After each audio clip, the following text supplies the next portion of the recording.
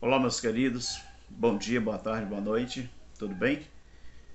Graças a Deus. Meus queridos, obrigado por você que tem chegado em nosso canal. Você que é novo no nosso canal. Muito obrigado por você estar entendendo o Evangelho Eterno. Obrigado pela confiança que você tem nos passado ou a confiança que você tem tido em nós. Obrigado, meu querido, também por você que tem procurado algumas informações sobre o Evangelho Eterno, alguns vídeos nossos você vai encontrar nas redes sociais aí, no TikTok, no Face, tá bom? Você vai encontrar aqui nessa plataforma principal, ao YouTube, e você vai encontrar o hashtag para o assunto que você quiser. Evangelho Eterno. Você pode encontrar como que você aos poucos vai se libertando do sistema religioso. Procure informações, querido. Vá pesquisando. E eu agradeço a você que está inscrito em nosso canal, vocês que estão se inscrevendo agora, tá bom?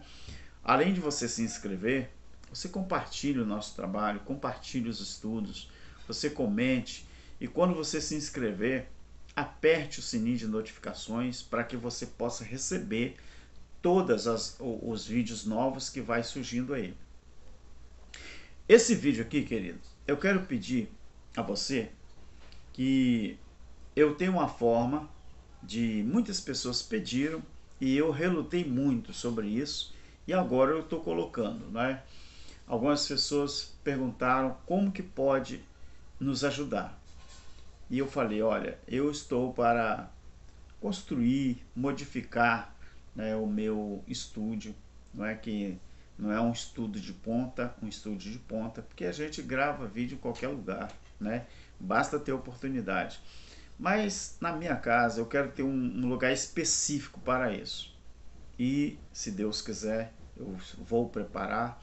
E se você quiser participar, né, desse projeto, participar desta mudança que eu vou fazer, você vá aí na descrição do vídeo que você vai encontrar. Tá bom, meu querido? Mas não se imprense, não faça aqui no nosso estado, não sei se é coisa de índio, nós temos um ditado que fala, não faça da tripa coração, ou seja, não faça aquilo que você não pode, tá bom? Então só ajude se você tiver realmente condições de fazer isso.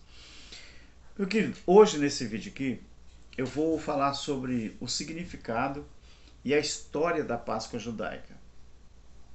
É um estudo maravilhoso que você deve entender, tá bom?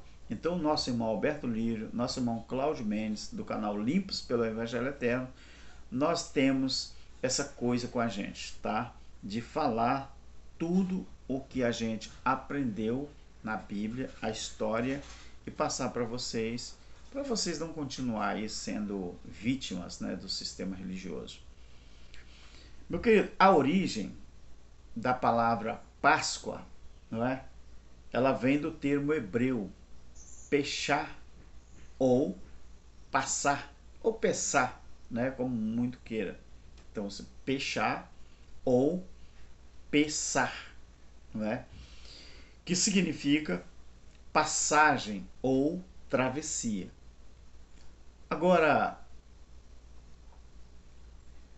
tratava-se este assunto, ele tratava-se de uma importante festa, né, a Páscoa judaica, uma importante festa, mas no calendário judaico, a festa da peregrinação que estava relacionada os judeus ainda comemoram, né? Parte dos judeus ali, alguns judeus. Então ela estava relacionada com a passagem da escravidão para a liberdade, ou seja, saindo do Egito e ia para Canaã, esse caminho,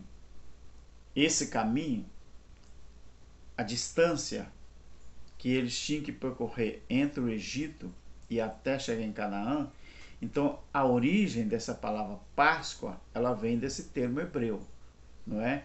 que significava, ou significa ainda, passagem ou travessia. Então essa festa da peregrinação, ela está relacionada com a passagem dos hebreus do Egito para Canaã, ou seja, da escravidão para a liberdade. E foi Moisés, você sabe que foi Moisés que recebeu do eterno Criador, não é? As instruções para libertar o seu povo ali do Egito.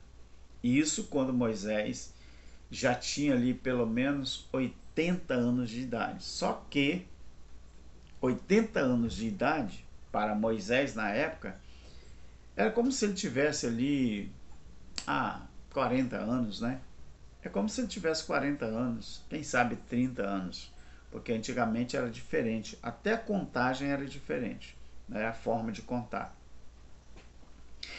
Então, para os judeus, a Páscoa era a festa da liberdade, porque era comemorado a saída dos hebreus lá do Egito, local onde eles ficaram por mais de 400 anos como escravos, não é?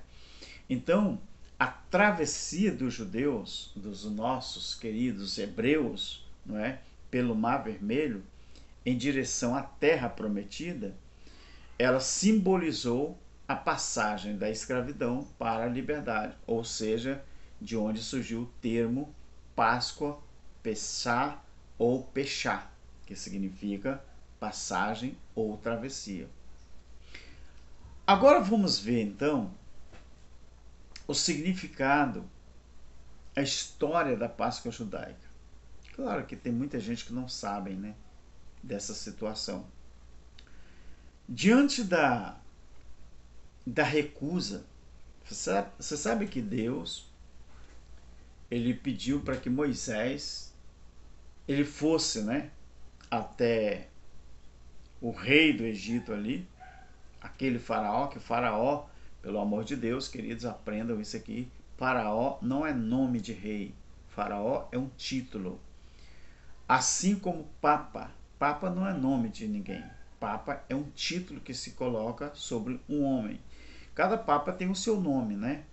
Todo mundo sabe disso, né? Todos nós sabemos que João Paulo II era um papa, né? Mas todo mundo sabe que era Karol Wojtyła, o nome dele, Karol Wojtyła. Mas João Paulo II era um título, né? Como papa. Então, nós temos essa situação. Então, diante daquela recusa, daquele líder egípcio, não é? Moisés ele começou a apresentar sinais enviados por Deus que demonstravam a ira do próprio Criador. Então, quando Deus mandou aquelas pragas, são 10 pragas, né, sobre o Egito, foi para mostrar a Faraó que ele está virado. Mas, se você for ler a história toda, querido, essa recusa de Faraó, a Bíblia diz que foi o próprio Deus que endureceu o coração de Faraó. E agora, que história, né? Que história. Então, aquelas 10 pragas que Deus mandou sobre o Egito, foi porque ele estava irado. Mas irado com uma coisa que o próprio Deus provocou, que foi a ira de Deus contra Faraó. A Bíblia diz que Deus endureceu o coração de Faraó para que não deixasse o povo partir ali do Egito. E aí? Então, Deus, ele mostrou ali a ira dele mandando as pragas. Primeiro veio a praga, né, do sangue, né? Depois veio as rãs, os insetos, os piolhos, a morte do gado, né? Veio as úlceras, veio também o granizo. Depois do granizo veio os gafanhotos, as pragas dos gafanhotos também. Depois das pragas do gafanhoto veio as trevas. E por fim, a morte dos primogênitos, não é? Com ali acontecendo a morte do filho de Faraó. O que acontece? Com essa última praga que foi mandada ali, que foi a morte dos primogênitos, Faraó então perdeu o seu primeiro filho. Faraó perdeu o seu primeiro filho. E assim ele ficou muito assustado com tudo aquilo, né, que estava acontecendo. Então só assim Faraó então permitiu, não é, a saída dos hebreus de suas terras, iniciando o êxodo. Esse êxodo, não é, que foi a caminhada. E esse caminho, essa passagem, essa travessia, significou Pessá ou Pechá. Então, daí provém o nome Páscoa. Então, é por isso que até hoje, esse fato, ele é celebrado com um memorial perfeito da opressão vivida pelos antepassados e como a liberdade chegou para eles. Meus irmãos, o que vocês precisam entender é que a saída do povo hebreu do Egito para a terra de Canaã, que durou 40 anos, que deveria ter demorado bem menos tempo, mas foi também propósito de Deus que essa travessia, esse Pessá ou esse Pechá, ele demorasse tanto tempo. Mas por quê? Porque o povo de Israel, o povo judeu, os nossos irmãos hebreus, era um povo muito complicado.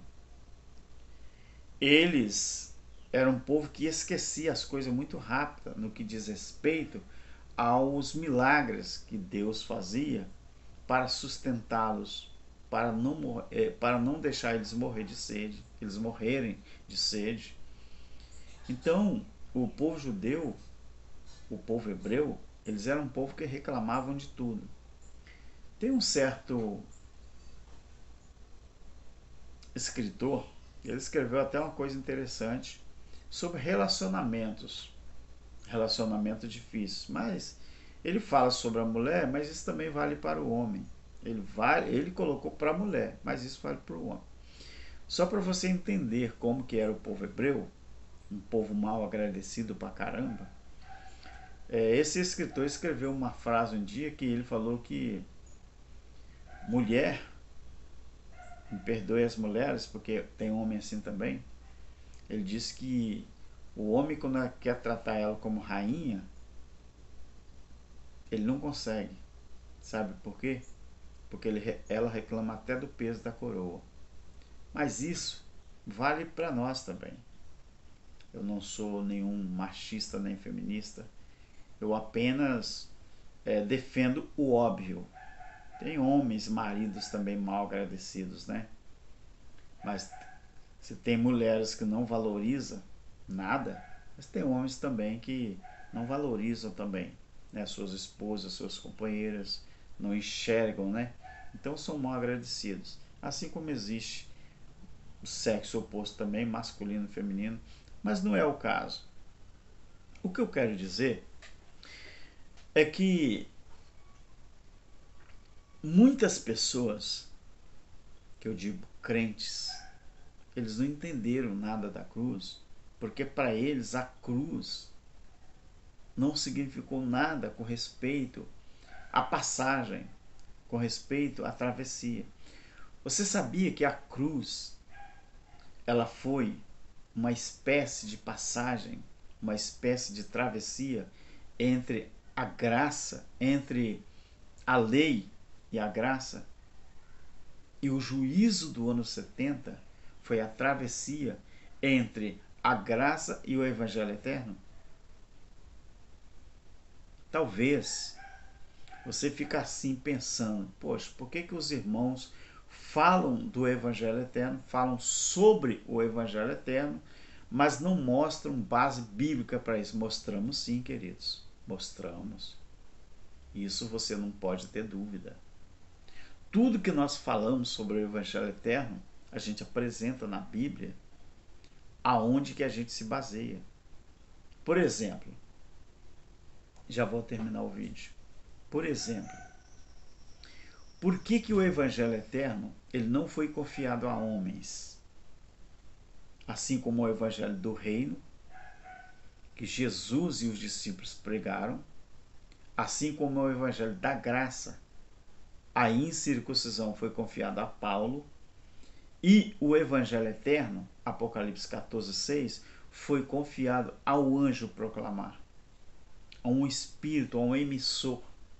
Não era coisas daqui da terra, porque o evangelho eterno não é para você entender com os olhos materiais. Se o evangelho eterno fosse confiado a homens, estaria a maior bagunça outra vez.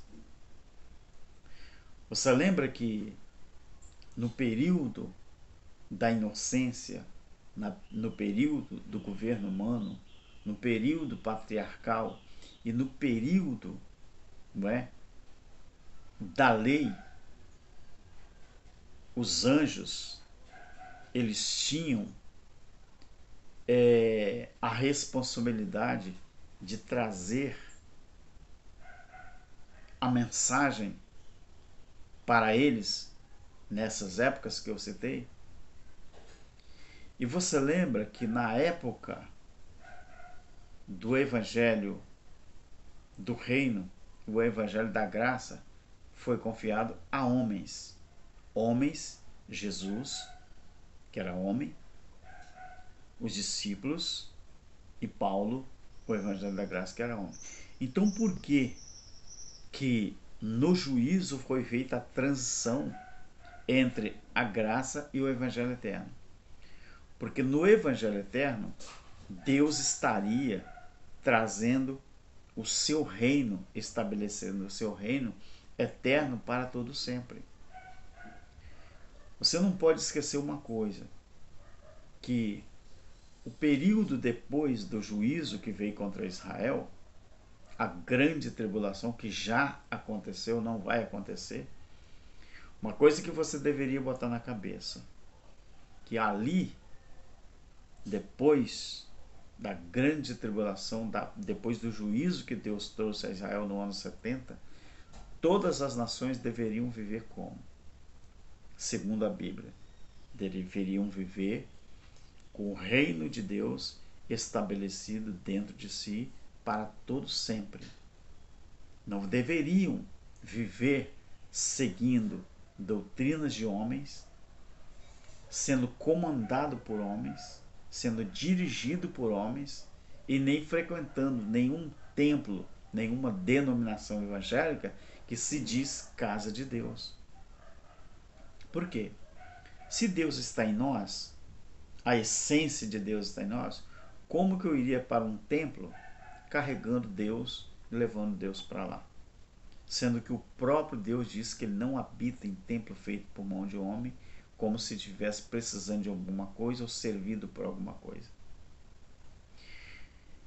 Então, a cruz, ela foi uma passagem. O juízo de Deus foi uma passagem. A travessia no Mar Vermelho foi uma passagem. Então, quando alguém era batizado na água, era uma passagem. E a passagem no Evangelho Eterno qual é? Eu vou te mostrar.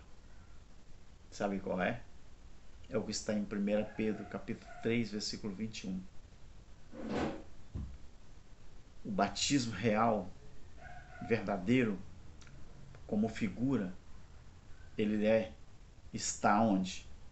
A Bíblia diz que não é do despojamento da imundícia da carne, mas é de uma nova ou uma boa consciência em Deus. Isso também é uma passagem. Isso também é uma travessia.